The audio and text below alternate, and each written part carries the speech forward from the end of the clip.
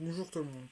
Notre projet concerne sur la modélisation et l'analyse d'un réseau de transport en Île-de-France à partir des données ouvertes d'Île-de-France Mobilité. L'objectif principal est de charger, représenter et exploiter un réseau de lignes et d'arrêts afin de simuler des trajets et de manipuler des données.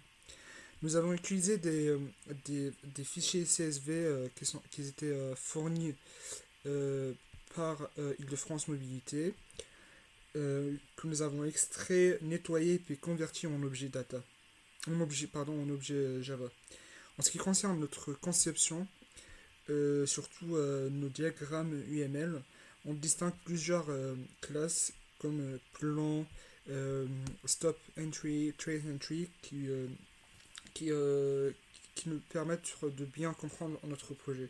Le corps de projet est la classe plan qui regroupe les arrêts qui sont représentés par la classe stop entry et aussi les traces de trajet qui est représentée par la classe trace entry. Après, euh, la classe app permet de lancer l'application et utilise plan pour gérer euh, des données que nous pouvons utiliser après. On voit aussi l'utilisation euh, d'autres classes bien utilitaires comme la classe GPS qui nous permet de calculer les distances, comme on peut le constater ici, ou des classes comme CSV Tools ou CSV Stream Provider qui nous permet de lire ou écrire des données au format CSV.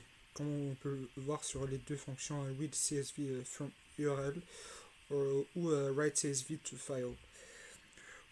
Ces diagrammes nous permettent de bien comprendre les relations entre classes, comme les agrégations entre plans et trace entry ou les associations avec GPS.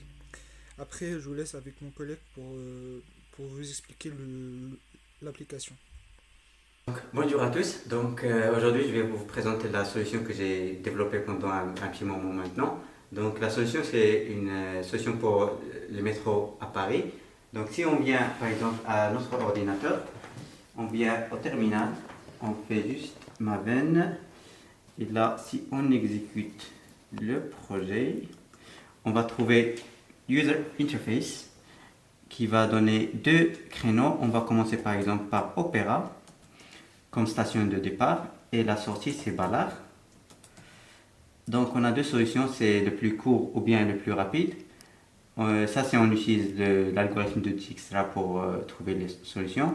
Donc si on clique ici, on va trouver la totale de stations, combien entre les deux stations qu'on veut aller, le total time entre les deux pour y aller et la distance entre les deux. Donc si on voit ici, on va tout voir ici. Merci.